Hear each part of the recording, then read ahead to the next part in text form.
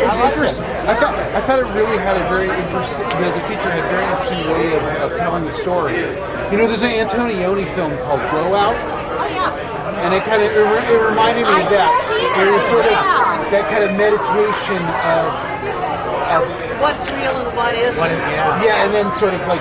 Did I see this? Yeah. The idea of a fantasy world or whatever, and noticing. I mean, again, my film's totally more of a traditional narrative. I'm seeing a lot of young people making films about the internet, and they're kind of crazy. Yeah, they jump all over the place because that's how our world is now.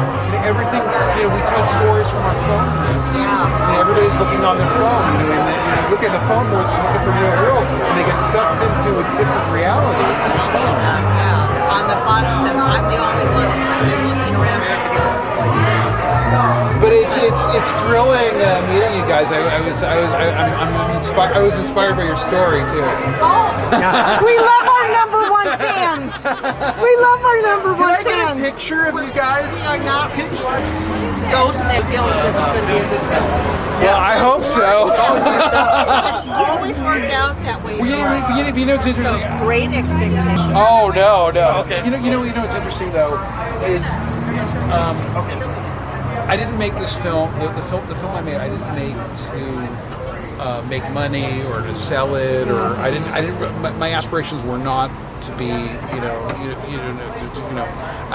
wasn't an ambition. I'm at a certain age, I'm 48, I get to a point where it's like, I want to make something that is important to me. And tell a story. It's a personal story. And then you end up using the skills that you learn. I've spent last 20 years learning, how to use a camera, how to use the right lenses, how to make sure the production design's right, how to work with actors, and then you start using all those skills that you learn to tell a story that's important to you. I tell filmmakers, don't worry about the market, don't worry about trying to sell your film, because the most important is to do something that's important to you. Right. Because it takes 3, 4, maybe even 5 years to make a movie. Yeah, it's a long process. And if you're gonna stick with something, just stick with something you're passionate about, and don't just do something that's like a sellout or something that you feel is going to be for the market. By the time you make something for the market already moved to another direction. Right. So again, I appreciate. It would be great to see you, and I think that's what film festivals are important for, is sharing ideas, sharing stories with people. That's one of the reasons why we like coming to this, because it is more about sharing the stories and that are doing it for the love of the films. Right, for the stories and for the films and for the process. Yeah. And also, I'm sure that with the larger festivals, the filmmakers are less accessible. Oh yeah. And the people, it's more of a for the pomp and the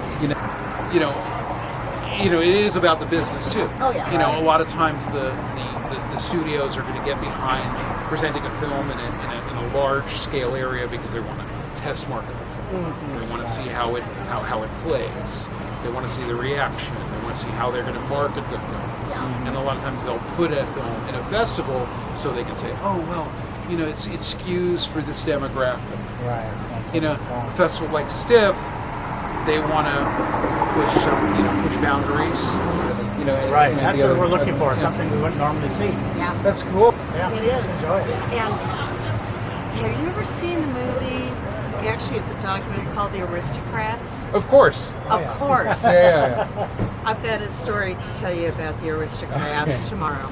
Okay. It's a pretty funny one too. When it really gets down to it. We'll have a safe drive back. Oh yes, yeah, we will. Gotta go walk our dog. Yeah, I'm gonna post your picture up. Is that okay? Oh, that's fine. You guys are gonna be famous. Wow. It was our dog who was famous. Really? Yes.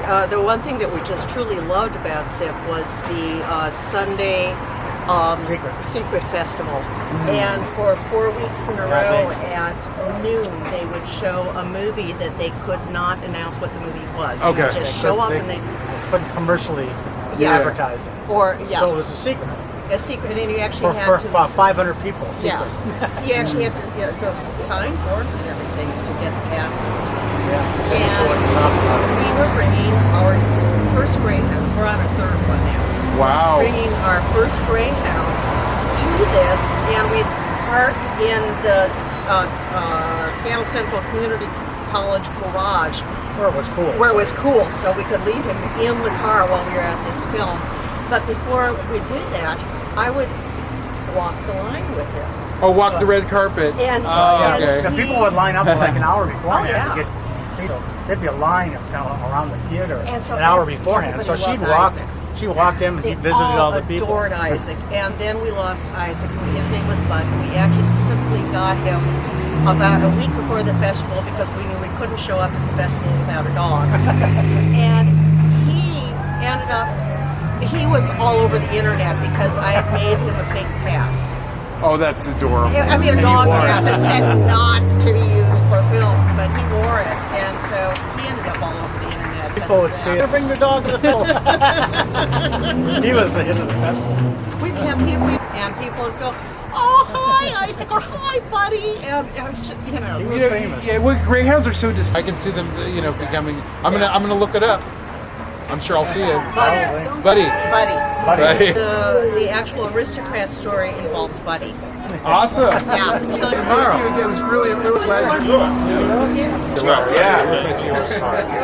you're just look me up on Facebook and I get to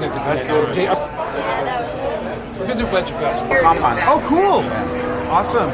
And we're going to New York, we're going to Philly, we're going to First glance? Sacramento. And What's Philly? Which Philly festival? oh, it's Confest. Oh, okay, so you're going to So the Con TV has their own film festival now. So we went last year and we submitted. We won the Spirit of Comic Con. Oh, cool. So they've retooled their festival now. It's separate now from the Wizard World Comic Con itself, and it's its own entity. So Confest is its own film festival. You should submit to web series for First Glance Philly. Because you have a film that I know the distributor. I know the guy who runs it. I can put in a good word for you guys too. Yeah, I saw that already. We have all of our stuff up. We send our EPK. And I didn't see that. We'll stay in touch and then I'll hit you out if I can. I'm sort of taking a little bit of a route with my film. I'm taking to some festivals and connecting with certain people. And I just feel that your film has such a high studio quality, which is something that a lot of people who have a lot of skill can achieve. So it's amazing, I'm not saying it's amazing that you achieve where you are, but I don't know if that's a compliment. 4 years ago, we started with stories. So stories the first thing we had. The next thing we did was cinematographer. So we were going to shoot with 5Ds. TJ was going to shoot with 5Ds, and this is 4 years ago. So for the first one, which To Catch a Rat was the episode, we brought in two red ones. Okay. And that immediately elevated. That's right. But our production was small. We did confinement. We did the most confined script we had because that's all we could afford. Now, we're learning how to bring in all those tools, cinematography and obviously the gaffer. We always capitalize on performance because the story and performance are my watchwords as a director and an actor. I've been acting for 26 years. Yeah, it's interesting. It's kind of a thing. Digital dilettante. Some people can, but again, I think in order to achieve a professional product, you have to. They're all the elements. Production design, cinematography, lighting, performance, all of these things. And post-production. Color. And we had a post-production house for color. We had a post-production house for audio. We had a post-production house for 3D, for 2D. We had all of it separately, and then we had somebody do the score for it. So we have a score that goes throughout our series too. So that little ditty at the end. So we've been building that guy right there. It's really amazing what you can do with color. Yeah. I never knew how much you could do with color until I started shooting 4K, 5K. The special, the 2D effects and the 3D effects we're using, a lot of that goes towards the acting. So in certain spots, it won't work without the right acting and stuff. She had a lot going on. She does good face work. Yeah. That brought it out. That's why it's on I love that So vibe. Yeah. Oh, It's man. crazy. We wore that all day. So that I big, got kinda that big liked guy, it. Sleazy Pete, right? Our big superhero, couldn't get the contact in. She champed it all I fucking got day. kind of comfy with her, actually. It's interesting that you're. Huh. I'm saying. I Big mean, range. you can play much younger. 35 to 70. Yeah. Yeah. Maybe even young. Maybe Yeah. 30. Yeah. Like my mom when Thanksgiving wasn't going so well. She had 7 So children. here's a cool story behind That's her. acting. So That's acting. we were holding audition originally, and so we brought in all of the talent that we could find in Seattle to audition for this role, and she's got to be a bigger, larger than life, woman. And so she knew this going in because she's sleeping with the director. But anyways, so she was reading against all of her sleazy beats and her markies for the day. And so all day long, it's her embodying this Ma Jones character. And every once in a while, Chi-Chi and I would go like, what is she doing? She's freaking amazing. And at the end of the day, Chi-Chi's like, why don't you do this? Yeah. And I didn't want to say anything because I didn't want it to seem like nepotism or something, you know? It's probably the only case nepotism actually worked out. Well, it killed, I mean, she killed it. I mean, really. I know really. acting. I know I'm a director. I'm into the craft, and so she exuded that. You know what I mean? She made it happen, brought it to life. You know, it's funny when I was making this actor, Yeah. and I had this guy who played. There's like a heavy that he's more kind of a comical heavy that comes in like for a couple of scenes in the movie. He's like real tough and mean, but he had this power. And I'm like, this guy is a real actor. Which is very nebbish, kind of totally opposite of his character. And it's like if you pick a real actor, they can transform and become. And that's my father's an actor, so I grew up in the business, so I know. Who's your dad? His name is Buck Partalian, and he was in LA actor. LA actor. He was like New York, and then he came to LA. He was in Cool Hand Luke, and he was in Outlaw Josie Wales, and he was in the original Planet of the Apes. He played Julius Keeper of the Cages in the Planet. So I was brought up with like a real, kind of instinctual actor. I understand what it's like. Instinct. When you were little, right? Yeah, not like that. And they can actually help you. So what I did was when I cast the parts, two actors, we got together. The actual my connection to actors actually made because I love that. Yeah. Acting camp before you go, right? I love that. Yeah, That's well, great. no, but it was interesting because my actress was a more of a film actress, so she didn't understand the Exercise. yeah the extra she didn't understand. But then once she realized it, she realized you have a lot more power. The idea too is that you can. That's pretty impressive. 9 days a day. Impressive. Well, yeah, but Really good the thing is that You wind them up. you wind them up, you It's your let them. choice. You know that the actors are going to do. Theater before you get something, right? I like that approach. There's a lady here luxury. named Lynn Shelton. She's the director from Seattle. Her first film's called Hump Day. Okay, yeah. Yeah, so that's what she And then did. my sister's She just sister set up. does. She set up too. I just let him go. And you know, my producer has made a film, and my cinematographer has made a film, and they've done the same thing. So I've created like a school of understanding, respecting, and working with actors Well, yeah. in a way that Most people just look for it. This is how long we have to do it. Improv, go. And if you bring in real actors, they can do that. It's fine. I could sit and rip with her for hours. We do sometimes. you have a certain badass power that you offer that is She came to me. I was whatever. lucky that I mean, she came to me, but it was a playground, like you said. You got your actors together and you got to play for like 3 months, right? Well, I had this playground where it was you're safe, you're supported, you're working with the best people. Yeah. So why not go? Containment too. She's really contained. Like you could have gone anywhere. You could have overacted that part. So that was your actual direction. Well, it was your performance. That's what made it powerful to me. it's very simple.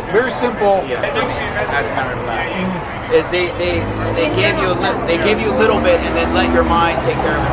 Robert De Niro does that too with his So acting. Mulholland Drive is very clever. I would like to go back and figure some of my questions For Bristol out. Goodman? Yeah. you know what I would do too? Really, are we at 58% now? Because I got to beat. I think it was no. I think it was. Gag you're talking about? Yeah.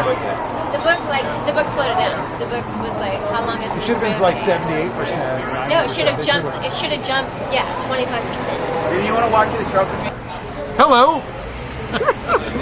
I'm Jason Cartalian. My film's called Seahorses. It's a film about two very unlikely people that meet each other that are dealing with a lot of problems, and they somehow find each other, and it becomes an unlikely romance. And I'm very pleased to bring this film to Seattle. It's a Seattle premiere at Stiff. So far, it's been a really amazing experience being here. This is the opening night. There's lots of alcohol and parties, and it's really a pleasure bringing the film to the Grand Illusion Cinema, which is a Seattle institution, and I'm very pleased to be a part of this festival. And how do people find out more about your film? We're at Facebook. We're Facebook Seahorses Movie. We're also on Twitter. If you look up Seahorses Movie on Twitter, you can also look up my personal site. My last name it's Jason Cartalian, Kartalian, and you'll learn more about the different festivals we've taken the film to. A simple Google will. But our film's called Seahorses. It stars Ian Hutton and Justine Washburger. Later in this month, it's May right now. We're going to take the film to Hawaii. We're playing the film at the Big Island Film Festival in Hawaii. May 24th. We're playing outside. This film has really surprised me. It's a little film. It's a very special film, and it's gone all around the world. And again, I'm so pleased to share it with Seattle. Well, thank you very much for being on my TV show. Cool, awesome. Thank you. Thank you. We're gonna get out of the shade. This is our Seahorses artwork. Beautiful.